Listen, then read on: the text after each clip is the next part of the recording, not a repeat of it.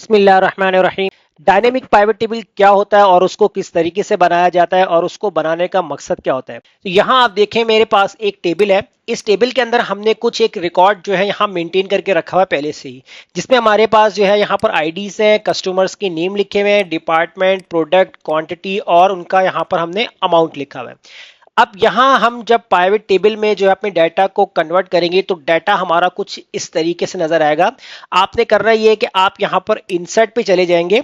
Insert पे जाएंगे तो यहाँ आपके पास जो है वो पाइवट टेबल का एक फंक्शन है, इसको आपने ओपन कर लेना है।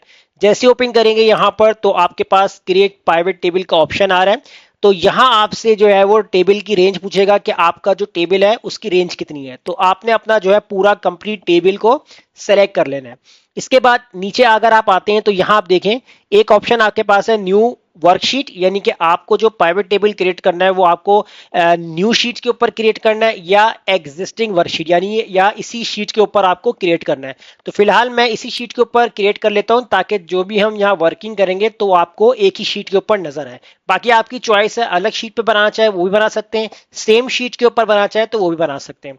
अब एग्जिस्टिंग वर्कशीट पे जब आप क्लिक करेंगे यहाँ पर चेक लगाएंगे तो यहाँ आपको बस एक लोकेशन सेट करनी है कि आपका पाइवट टेबल है वो कहाँ से स्टार्ट हो। तो मैं यहाँ पर कोई भी एक सेल सेलेक्ट कर लेता हूँ कि मुझे यहाँ से जो है वो पाइवट टेबल को क्रिएट करना है। तो मैंने इस वाले सेल को सेलेक्ट किया और यहाँ से मैंने इसको कर दिया ओके। अब देखें पाइवट टेबल जो है ना वो कुछ आपको इस तरीके से नजर आ रहा है। अभी हम इसके अंदर फंक्शंस हमने अप्लाई नहीं किए, वो आपको अभी इसी तरीके से व्यू दिखाएगा। राइट साइड पे अगर आप आते हैं कि यहाँ आपको वो तमाम कैटेगरीज नजर आ रही हैं जो कि हमारे टेबल के अंदर थी, जिसमें ID, name, department, product, quantity और अमाउंट। अब आप यहाँ पर फील्ड सेलेक्ट कर लें। अब फील्ड आपको सारी सिलेक्शन करने की जरूरत नहीं होती। जब आप डाटा प्रोवाइड करते हैं ना तो आप उसमें वो डाटा ऐड करते हैं जो कि बहुत ज्यादा इंपॉर्टेंट होते हैं। जैसे मैं यहाँ पर आईडी को सिलेक्ट कर लूंगा, नेम को सिलेक्ट कर लूंगा, डिपार्टमेंट की जरूरत नहीं है और प्रोडक्ट हम सेलेक्ट कर सकते हैं और क्वांटिटी भी नहीं करें, सिर्फ डायरेक्टली आप यहाँ पर अमाउंट सेलेक्ट कर लीजिए। अब देखिए यहाँ पर मैंने कुछ जो है वो कैटेगरीज को सेलेक्ट कर लिया। अब नीचे जो आपके पास देख सकते हैं फिल्टर्स, कॉलम, रॉ और वैल्यूज, इनके अंदर देखें इसने ऑटो यहाँ पर एडजस्ट कर दिए हैं कि कौन सी कैटेगरी को कहाँ हमने ऐड करना है। बाकी आप मैनुअल भी करना चाहे तो ड्रैग एंड ड्रॉप करके भी कर सकते हैं। अब देखिए पाइवट टेबल जो है ना आपको कुछ इस तरीके से नजर आ रहा है। अभी आपको कुछ थोड़ा बहुत समझ में नहीं आ रहा होगा कि ये पाइवट टेबल जो समझने में बड़ा मुश्किल हो रहा है, तो हम सिंपल टेबल के अंदर समझ सकते हैं। तो हम पाइवट टेबल की थोड़ी सी सेटिंग करेंगे ताकि जो है इसका व्यू जो हमें बिल्कुल सिंपल फॉर्म में नजर आए। अब देखिए यहाँ जब पाइवट टेबल पे होते हैं तो आपके पास ऊपर एनालाइज और डिजाइन का जो है वो ऑप्शन आ जाता है। अगर पाइवट टेबल से अगर आप बाहर क्लिक कर देंगे तो आपके पास जो है वो फंक्शन गायब हो जाएंगे। तो आपने अपने टेबल के ऊपर क्लिक करना है, उसके बाद ये दो ऑप्शंस आपको यहाँ पर नजर आएंगे। आपने डिजाइन वाले फंक्शन में जाना है तो यहाँ देखिए आपके पास ऑप्शन है रिपोर्ट लेआउट। इसके ऊपर जब आप क्लिक करेंगे तो आप इसको कर दीजिएगा शो इन टेबुलर फॉर्म। तो इसके ऊपर जब आप क्लिक करेंगे तो एक टेबुलर फॉर्म में यहाँ बन जाएगा। अब टेबुलर फॉर्म में अगर आप देखते हैं तो देखिए हमारे पास जो कस्टमर के नेम है, उनकी प्रोडक्ट लिखी हुई है, उनकी क्वांटिटी लिखी हुई है और उनका अमाउंट लिखा हुआ है। लेकिन उसी के नीचे जो है उनका सब टोटल भी आ रहा है, यानी कि हर कस्टमर का अमाउंट और उसके नीचे उसका सब टोटल आ रहा है। अब सब टोटल हम अभी अपने टेबल से रिमूव करेंगे। कैसे करेंगे? आपने इसी डिजाइन के ऑप्शन में जाना है, कॉर्नर पे यहाँ पर आपके पास सब टोटल का ऑप्शन है, इसके ऊपर आपने क्लिक करके कर देना है डू नॉट शो सब टोटल्स, ताकि आपको जो है वो इस टेबल के अंदर सब टोटल का जितना भी डाटा है वो आपको नजर ना आए। तो इसलिए आपने यहाँ पर डू नॉट शो सब टोटल्स पे क्लिक करना है। अब देखें बिल्कुल एक सिंपल डाटा जो क्रिएट हो गया। अब थोड़ा सा आपको यहाँ समझ में भी आ रहा होगा कि जिस तरीके से यहाँ बना हुआ था अब वो यहाँ पर भी ऐड हो चुका है। अब ये सिंपल डाटा आपने क्यों बनाया है पाइवट टेबल, इसमें देखें आपके पास जो है वो जो आपने कुछ कैटेगरीज को जो सेलेक्ट किया था वो ऐड हो चुकी है। यहाँ पर नीचे इनका टोटल भी निकाल के दे दिया है कि आपकी क्वांटिटी का टोटल कितना है, आपके अमाउंट का टोटल कितना आ रहा है। अब इसके बाद इसको अगर डायनामिकली में लेके जाना है तो कैसे होना है। अगर मैं देखें यहाँ पर क्या करता हूँ कि आपका जो डाटा है जो हमने यहाँ पर अपने सिलेक्शन बना के जो है पाइवट टेबल में कन्वर्ट किया था, तो मुझे अपने डाटा को फिक्स तो नहीं रखना। अगर मैं बाद में 1 घंटे बाद या कल के दिन या परसों के दिन अगर मुझे डाटा को अपडेट करना हो तो मैं बार बार यहाँ पाइवट टेबल तो नहीं बनाऊंगा। अगर मैं यहाँ पर जो है वो नंबर 11 की एंट्री करता हूँ और उसके बाद जो है यहाँ पर मैंने नाम लिखा, कैटेगरी मैंने फूड सेलेक्ट कर ली और इसके बाद जो है मैंने यहाँ पर कोई भी जो है प्रोडक्ट सिलेक्ट किया और यहाँ पर मैंने क्वांटिटी लिखी। अब मैं उसका जो है यहाँ पर अमाउंट लिख लिया, जैसे मैंने यहाँ पर जो है 500 अमाउंट लिख लिया। अब मैं अमाउंट लिख रहा हूँ लेकिन यहाँ पर आपका डाटा पाइवेट टेबल के अंदर अपडेट नहीं हो रहा। अगर मैं पाइवेट टेबल के अंदर चला जाता हूं तो मैं अगर यहां पर एनालाइज के ऑप्शन में जाता हूं और यहां से अगर मैं इसको रिफ्रेश भी करता हूं तो देखें रिफ्रेश होने के बावजूद भी मेरा टेबल यहां पर अपडेट नहीं हो रहा। तो डायनेमिकली आपको करना क्या है, अच्छा वो जो मैं आपको ट्रिक बताने जा रहा हूं ना, तो वो ट्रिक आपको अप्लाई करनी है। तो वो अप्लाई करने के बाद जो है आपका टेबल डायनेमिकली में कन्वर्ट होगा। अब उसके लिए आपको करना क्या है, आपने एक चीज जहन में रखनी है कि जो यहां मैं एक फॉर्मूला यूज करने वाला हूं उस फॉर्मूले को आपने जो है वो टॉप रॉस पे किसी भी सेल पे अप्लाई नहीं करना और ना ही आपने फर्स्ट कॉलम की किसी सेल पे। उसकी वजह यह है कि फॉर्मूले में हम कंडीशंस ऐसे बनाएंगे जिसमें हमें रॉ और कॉलम सेलेक्ट करना होगा। तो आप किसी भी सेल को सेलेक्ट कर लीजिए। अब मैं जैसे ये इस वाले सेल को सेलेक्ट कर लेता हूं, इस वाले सेल के ऊपर हम फॉर्मूला क्रिएट कर लेते हैं। ठीक है, अब मैं यहां पर अप्लाई करूंगा ऑफसेट। अच्छा, ऑफसेट फॉर्मूला किस लिए यूज किया जाता है इसके ऊपर वीडियो मैंने बना के रखी हुई है।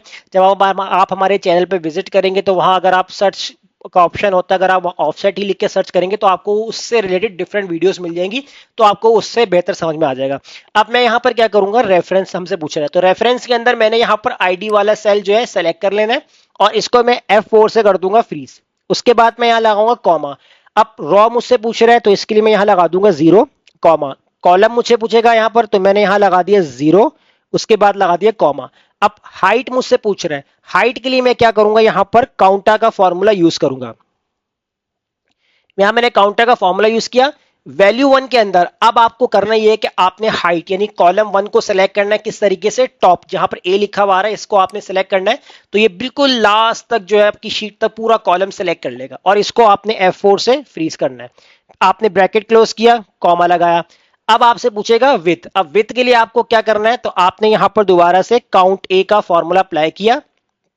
वैल्यू के अंदर आपने यहां से 1 पे आपने क्लिक करना है, देखिए पूरी रॉ जो है सेलेक्ट हो जाएगी। उसके बाद आपने इसको भी F4 से फ्रीज किया, एक कॉलम आपने ब्रैकेट क्लोज कर दिया काउंट ए का, और सेकंड ब्रैकेट जो आप क्लोज कर देंगे यहां पर वो आपका ऑफसेट का होगा। उसके बाद आपने कर देना इंटर।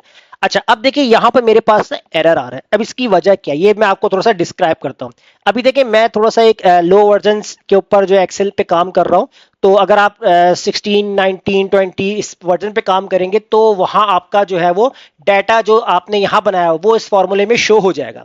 तो अगर आप किसी लो वर्जन पे काम कर रहे हैं तो कोई इश्यू नहीं है, तब भी आपका ये फॉर्मूला काम करेगा। ये सिर्फ हमने फॉर्मूला जो है इसलिए अप्लाई किया है ताकि हमारा जो पाइवेट टेबल है वो डायनामिक में कन्वर्ट हो सके। अब इसको अप्लाई कैसे करना, किस तरीके से काम कर रहे हैं, आपने करना ये कि आपने इस फॉर्मूले को कर लेना है कॉपी पूरा। यहां से आपने Ctrl+C से कॉपी करना है। उसके बाद आपने जो है यहां पर आना है फॉर्मूला में।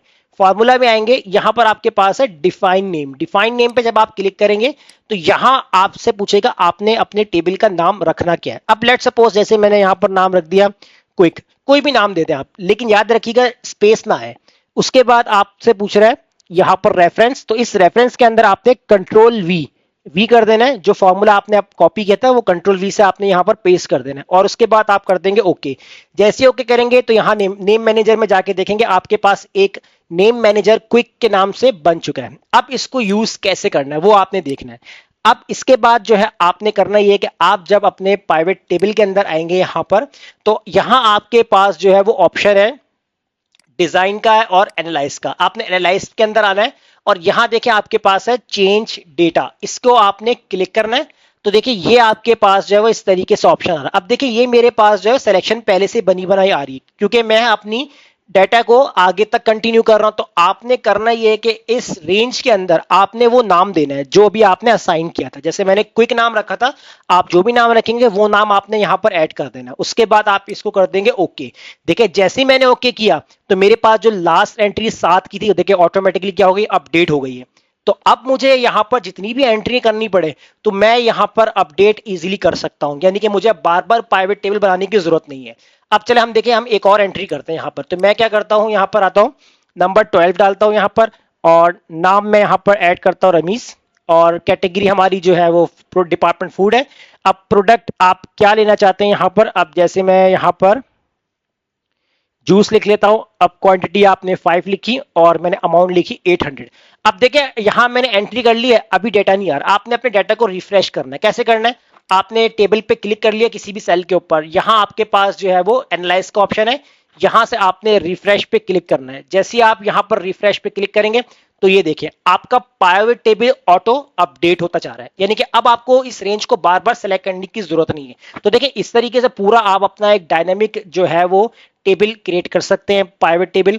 तो इस तरह आप अपने सीनियर को जब आप फॉरवर्ड करेंगे तो एक पूरा एक चार्ट बन के जो उसके पास रह जाता है। अब इसको बनाने का मकसद क्या होता है कि जब हम अपने डाटा को सॉर्टिंग करना जानते हैं, अगर मेरे पास देखें यहाँ पर हमने कितने कॉलम्स ऐसे होते हैं जो हमने एक्स्ट्रा ऐड किए होते हैं, हम वो नहीं देना चाहते अपने सीनियर को, तो हम प्राइवेट टेबल में बनाते हैं। उसकी वजह ये है ताकि जब हमारा सीनियर हमारे रिकॉर्ड को देखेगा तो वो इजीली उसको समझ में भी आ जाएगी कि हमारी जो सेल कितनी है, हमने कितनी परचेजिंग की है, कितनी सेल की है, कितना प्रॉफिट हुआ है, कितना लॉस हुआ है, तो वो इस प्राइवेट टेबल को अच्छे तरीके से जान सकेगा। तो उम्मीद करता हूं आपको आज का हमारा टॉपिक जरूर समझ में आ गया होगा। तो वीडियो अच्छी लगी लाइक कीजिए, फ्रेंड्स में शेयर कीजिए और हमारे चैनल को सब्सक्राइब करना मत भूलिएगा। मिलते हैं नेक्स्ट वीडियो में। शुक्रिया।